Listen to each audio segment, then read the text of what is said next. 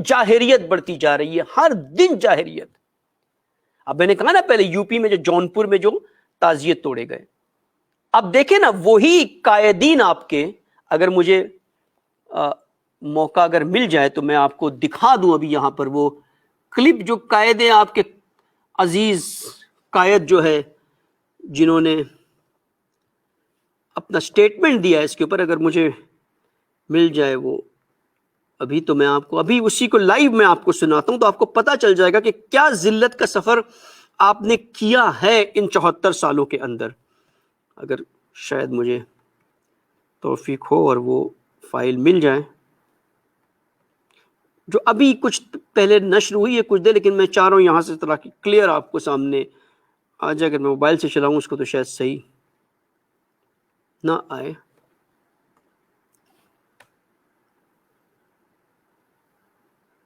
جی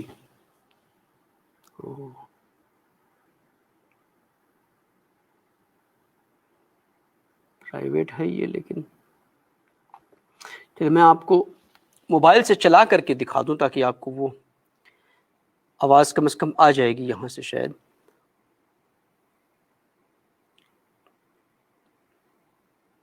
الرحمن الرحیم.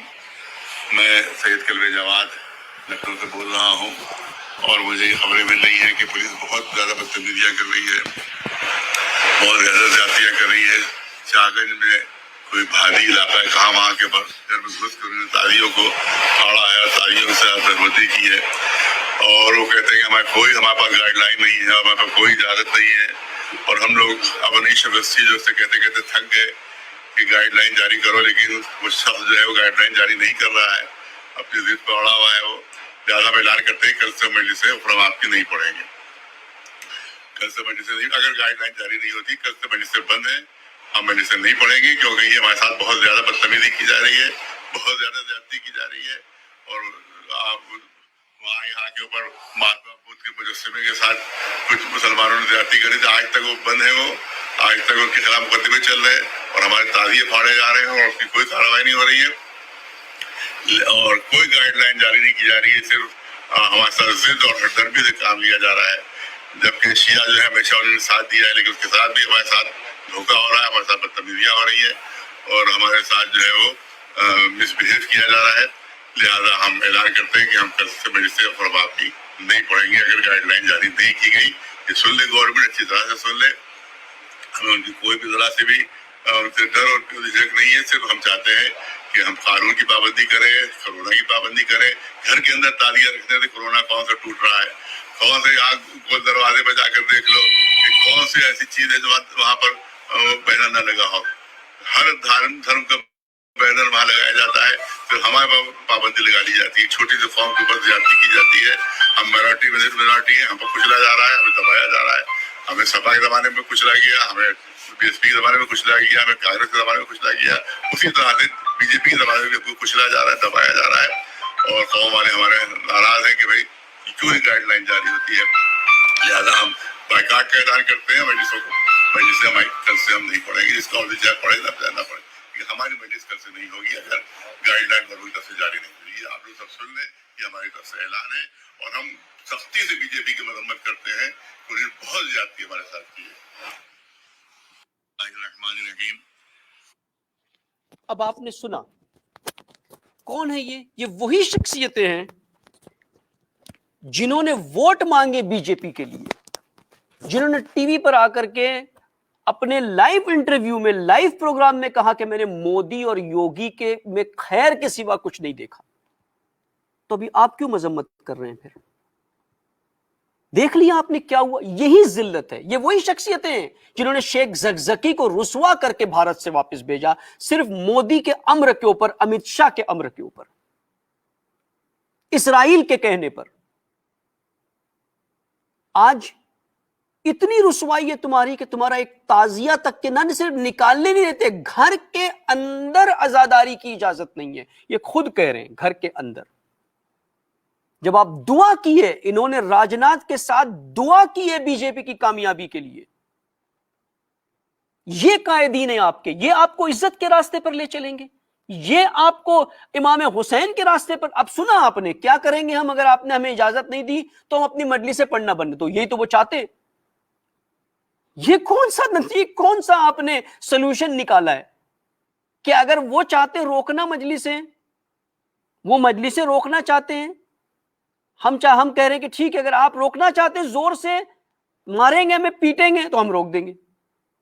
بڑی اچھی بات کی آپ نے. یہ تو پتا چلتا ہے نا خالی ہے، سب کچھ خالی ہے. ان کے پیچھے قوم چل رہی ہے، ان کے پیچھے ہزاروں یو پی کے لوگ ان کے پیچھے چلتے ہیں، جو آپ کے تازیوں کو نہیں بچا سکتے، جو آپ کی رسوماتی عزاداری کو نہیں بچا سکتے. اور یہی ہوتا ہے رسوماتی عزاداری کا نتیجہ. اگر رسوماتی عزاداری کی تھی، اگر رزم کیا ہوتا تو کسی میں جرت نہیں ہوتی تمہاری عزاداری کی طرف آنکھ اٹھا کر کے بھی دیکھتا، کیونکہ انہیں پتا ہوتا کہ ان عزاداروں کا شعار ہیہات من الذلہ ہے. ان عزاداروں کا شعار یہ نہیں ہے کہ مودی اور یوگی کی طرف سے آنے والی ہر ذلت ہمیں قبول ہے. کل یوم آزادی ہے نا، منائیں گے، یہ بھی یوم آزادی منائیں گے. یہ تہران تک کے جاتے ہیں انڈین ایمبیسی میں یوم آزادی منانے کے لیے. یہ آزادی ہے، یہ آزادی ہے آپ کی. کمبھ کے میلے میں ملینز آ سکتے ہیں، لیکن آپ کو ایک جلوس کی اجازت، اور بھی یو پی میں جہاں پر آپ بھکت بنے ہوئے ہو، ان کے فوٹو ان کے ساتھ نکالتے ہو، ان کے چرنوں میں جا کر کے بیٹھتے ہو. ان کے لیے آپ نے گاؤ رکشک گروہ بنایا ہے شیعوں کا، جو گائے کی رکشا کرتے ہیں. بھگوا لباس پہن کر کے گدیر کے دن جلوس میں نکلتے ہو، ابا پہنتے ہو بھگوا رنگ کی، ان کو راضی کرنے کے لیے سادھوؤں کے ساتھ بیٹھتے ہو، مندروں میں جاتے ہو، سب کچھ کرتے ہو ان کے لیے، ان کی رضا کے لیے. اور دیکھیں کیا کیا انہوں نے، خود ان کی زبانی سنا آپ نے، یہ میں نہیں کہہ رہا ہوں، خود ان کی زبانی، کہ کوئی ہماری سننے کو تیار، ڈی جی ہماری سنتا نہیں. تو ڈی جی کون ہے؟ آپ کے تو یوگی تک تعلقات ہیں، آپ کے تو امیت شاہ تک تعلقات ہیں، آپ کے تو راجناتھ تک تعلقات ہیں، آپ کے تو مودی سے ڈائریکٹ تعلقات ہیں. تو یہ ڈی جی کون ہوتا ہے؟ اس کا مطلب یہ ڈی جی نہیں ہے، یہ یوگی ہے پیچھے سے جس نے روکا ہوا ہے. کیوں بات سمجھ میں نہیں آتی؟ کیوں شیعوں پہ یہ زیادتی کی ہے؟ کیوں شیعوں پہ؟ کہ انہیں پتا ہے کہ کربلا عزاداری وہ واحد ٹول ہے جو مودی اور یوگی کے ظلم کو شکست دے سکتا ہے. یہ وہ راستہ ہے جس سے امت مسلمہ ہند بیدار ہو سکتی ہے. انہیں پتا ہے کہ نجات کا راستہ یہی ہے، لیکن تمہیں نہیں پتا ہے. تمہیں صرف رسوماتیں پتا ہے، تمہیں صرف گھوڑا پتا ہے، تمہیں صرف تابوت پتا ہے، تمہیں صرف علم پتا ہے، تمہیں صرف چومنا پتا ہے، اور اس سے آگے کچھ نہیں پتا. یہ بھی تمہارا چلا گیا. وائے ناکامی متائے کارواں جاتا رہا، کارواں کے دل سے احساس زیاں جاتا رہا. کتنی بڑی ناکامی ہے تمہاری.